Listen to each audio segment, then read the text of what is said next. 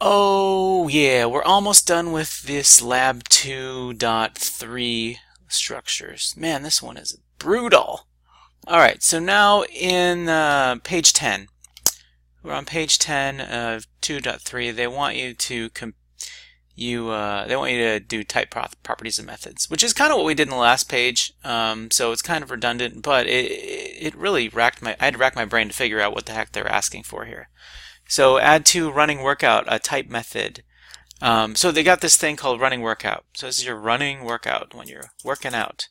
And they want to add a type method. Remember when we talk about type method, I'll translate that for you.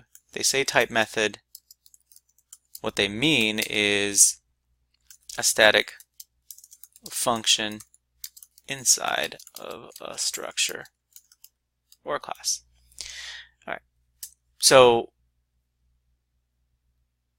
they want something called miles for time that takes the distance of type, or distance and time, whereas the distance and time are both type double.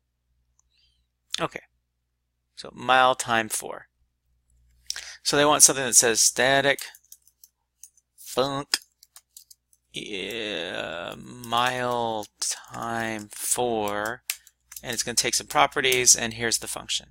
That's how I usually like to set up my functions, is I'll get the structure of them down first. Alright, and then they said it wants to take what? It wants to take distance and time. Okay, fine. Distance of type double, they said, and time of type double. Groovy. Alright, still with me? And now they want us to return, what do they want us to return exactly?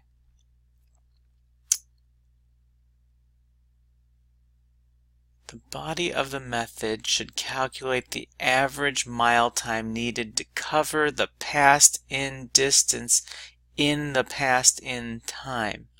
Assume that the distance in meters and that assume the distance is in meters and that 1 mile is equal to 1,000 meters. Okay. So here's where I'm just going to copy their freaking I think it's hard enough honestly to learn Swift coding, and now to also learn algebra or math at the same time. Here, let me cut you guys some slack here. What they're looking for is you to return the time divided by the distance times 1600. Why 1600? Because they say that there's for every mile there's 1600 meters. So, what did I do here? What's wrong? What's wrong?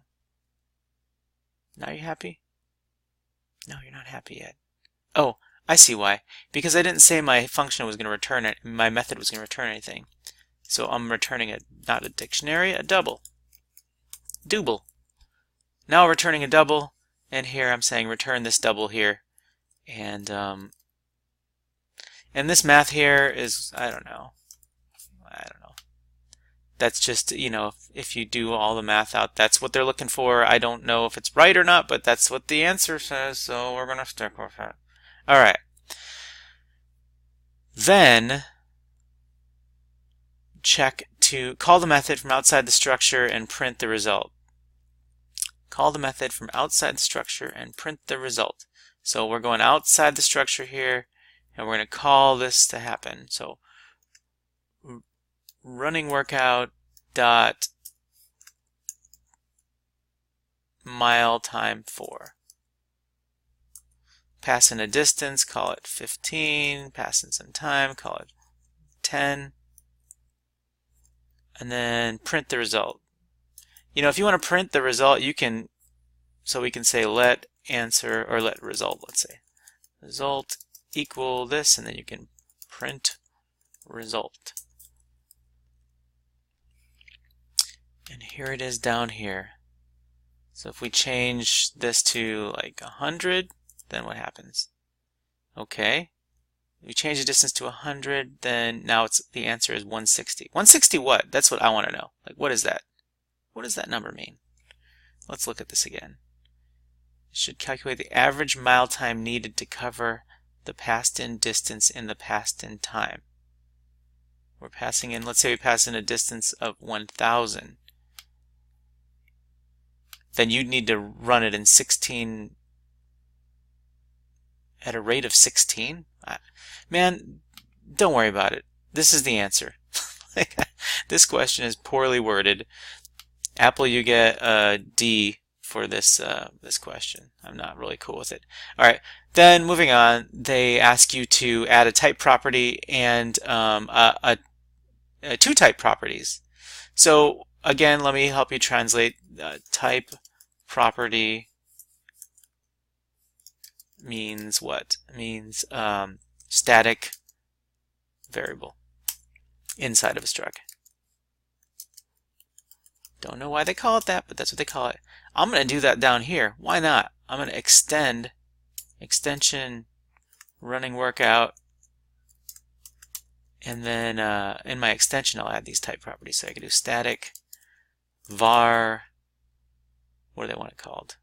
They want it called meter in feet equals 3.28084. And another one,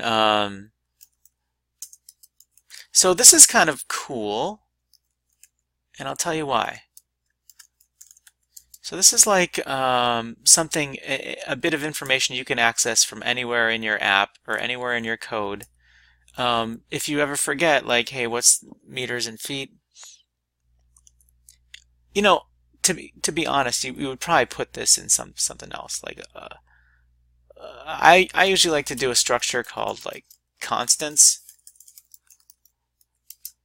and I would put that inside of constants. Then I would say, then I could say constants dot meters and feet, because like, what if you use miles and meters and feet in your walking workout or your biking workout?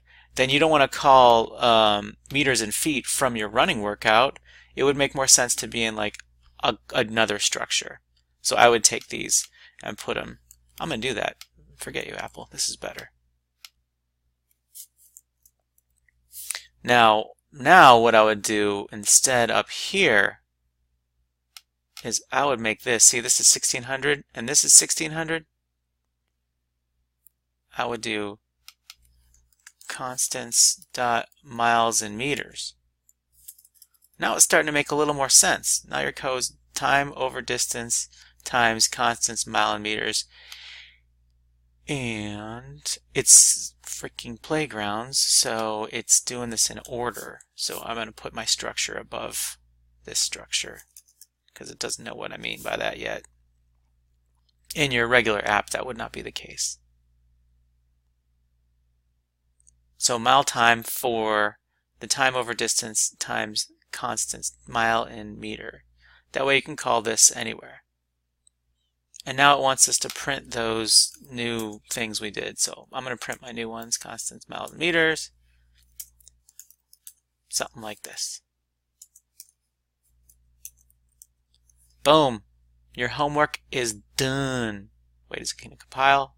It compiles. Okay. Alright, so let's look at this one last time. Again, this is Cracking Code with Dave. Please subscribe to my channel. I made my fancy structure up here that Apple didn't ask me to make, but by the way, if you come up with a better way of doing something and you want to submit that in your homework, go ahead. I'm not going to mark you off for doing things if it's a little bit different or a little better. Structure, running workout. This is what, and just like in my other video, I would make this an extension too. I would close this structure here. Here's what you need for this structure, and then I'd extend the structure with added functionality down below. That's just me. That's how I like to do it. And here's your added functionality is calculating the mileTimeFor. Now, let's look at this for a second. Why are we doing this here? Like, honestly, you would probably want to do that calculation somewhere else too. So I'm going to put that up here also. Right? Like, what if you want to calculate the same kind of thing, mileTimeFor, not in your running workout, but in your biking workout? So now I'm going to change this to constants.mileTimeFor. And you might rename this from constants to, like, I don't know, something else, like distance or something like that. Okay, all. I hope this helps you guys and gals out. I don't want to leave the ladies out. Have a wonderful weekend if it's the weekend. Have a wonderful week if it's the week. I hope you get through your homework assignments safely and without smashing too much.